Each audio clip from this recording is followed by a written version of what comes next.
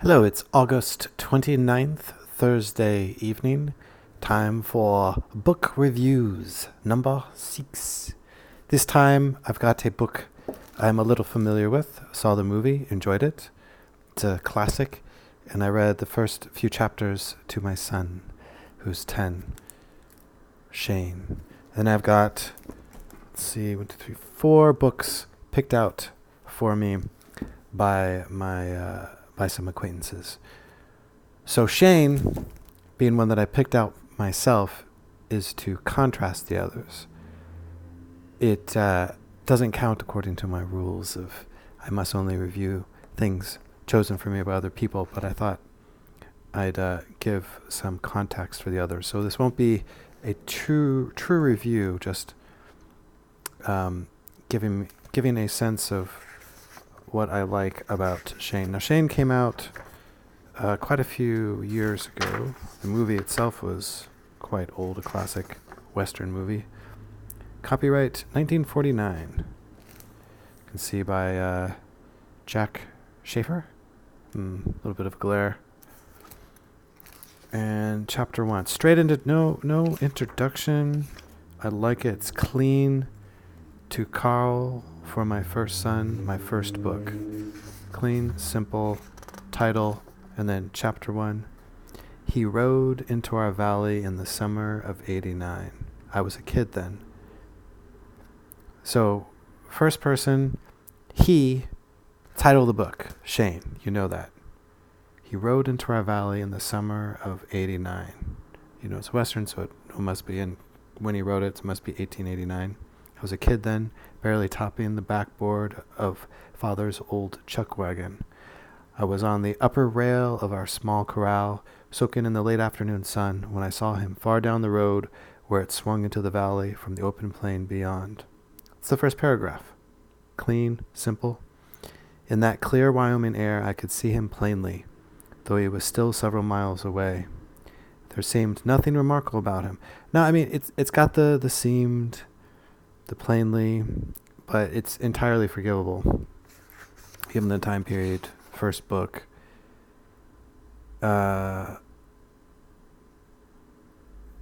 It's an easy read, and if I were to review it, you can sense I would review it positively. I think I will keep reading it to my son. Just wanted to give some contrast to some of this other stuff. Now, it looks like 1 fiction and 3 nonfiction has been selected for me, starting with How to Skim Your Life. And I don't love the cover. The title's not easy to read. Not easy to skim. Opening up, there's a kind of board game. Okay, as the table of contents. I'm jumping in. Are you tannin or are you out? Kool-Aid acidity test. Things that need a deep breath. You're busy. This looks like a bunch of stuff I'd find on social media. Little catchphrases and advice. Yeah, I don't see the point of collecting crap from social media and putting it in a book. This just has no value. At the back, live smarter. I will attempt to do so by passing on this book. Passing. Guess if that's a positive pass or a negative pass. That's a pass.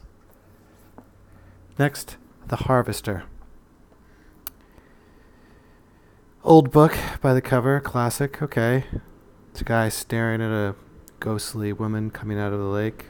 Does she have Excalibur? He's got a little puppy. So probably not. It's got an introduction. Let's skip that. Some kind of classic. Chapter 1. Belle, come here. The harvester sat in the hollow worn in the hewed log stoop by the feet of his father and mother, and his own sturdy earth tread, resting his head against the casing of the cabin door where he gave the command. The tip of the dog's nose touched the gravel between his paws as he crouched flat on the earth, beautiful eyes steadily watching the master. All right. I'm not hating so far. Repeated the order. Okay. The eager dog betrayed. An awful lot of talking about the dog. Wait, is this from... Oh, good God. Is this from the perspective of the dog? Whoa.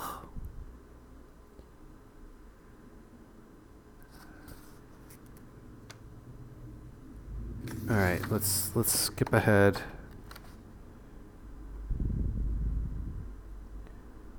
The harvester glanced from the shining skeleton to the bridge of golden black again. Lost me when the point of view from the dog. Skipping to see if there's what other point of views. Okay. Asked the harvester. It is, said the girl. Take these things to your neighbor. First,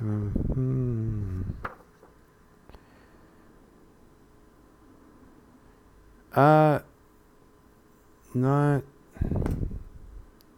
What planning, what work, she sobbed. What taste, why he's a poet. What wonderful beauty. He's an artist with earth for his canvas and not realistic dialogue. Your favorite word, laughed the harvester. Pass. And just... This is a classic.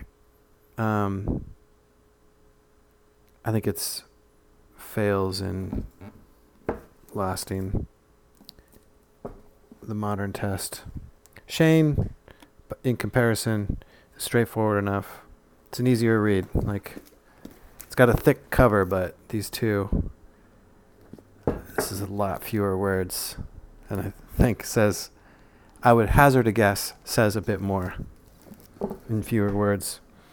All right. Second Innocence, Rediscovering Joy and Wonder.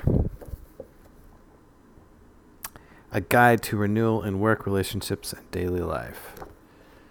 Well, how spiffy is that? It's got a preface. I don't give a shit about a preface. Second Innocence, a choice to see goodness. Is this a chapter 1? There's no 1. I assume it's a chapter 1. All right. Little quote from Emily Dickinson. We turn not older with years, but newer every day. No. There are only two basic ways to approach life. This is my conclusion after nearly half a century. Good, I don't care. Get to the point. What is it about? In any given moment, on any given day, each of them makes these choices many times. First vantage point is that of innocence, and the second is innocence or cynicism. Okay, so you're either... Is this just somebody... Like, have a child, have a pet. It's not that hard to touch the childlike innocence or that aspect of yourself. Just be around young, vibrant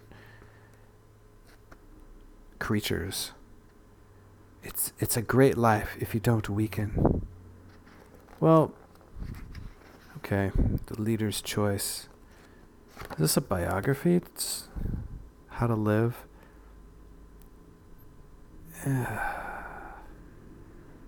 Is it possible to age yet keep the sense of wonder we had as children and experience?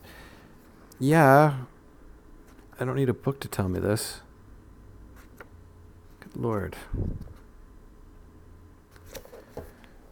Like, this kind of thing could be summed up in a quote like Emily Dickinson's, but said better, probably many times on Twitter. All right, one more. What do we got? Oh, the best for last, right? Alienation. Marx's conception of man in capitalist society. Look at that guy all chained up. Oh, what a slave to the market. what horrible things these slaves were made to do. What a bitter man. Skipping, the general introduction. With words that appear like bats. Now that's not a bad chapter title.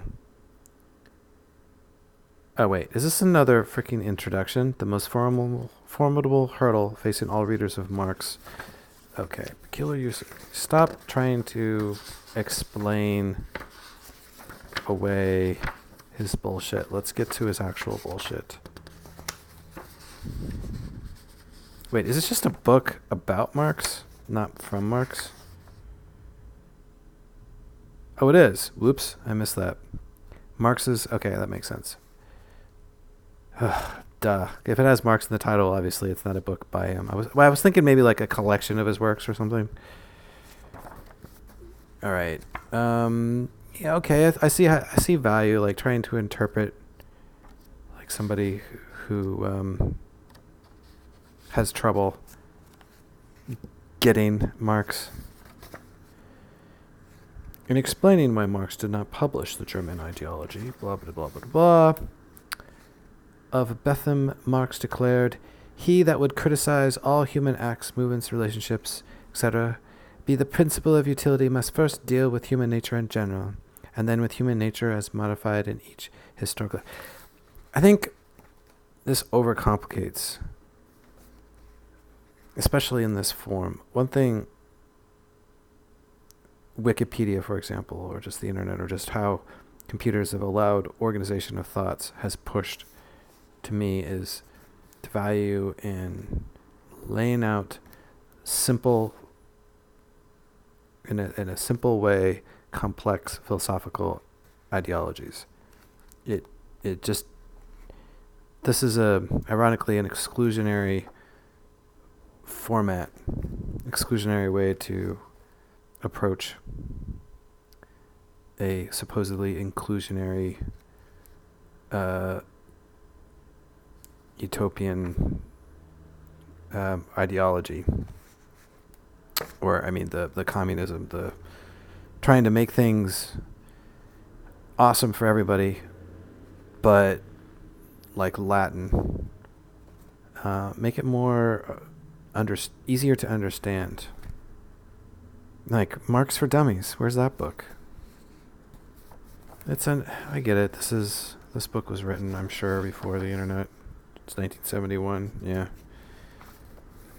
I just don't see the value. Summary. Before proceeding to Marx's conception of human nature and theory of alienation, it is necessary to clarify the character of Marxism itself. In this section, I examine the view of the world on which Marxism is based and the use of language. Brrr. This reminds me of why I would fall asleep trying to do papers in college. There's so many words, but so little to say. Yeah, no. The time for these kinds of things has passed. To the point. So, Shane, I will continue to read you. As to these 4 other books, they are pass. They are pushed aside, to be returned to the library, to be denied further thoughts, to be denied a fair and full review. I have decided your fate, and it is to be forgotten. All right. See you later.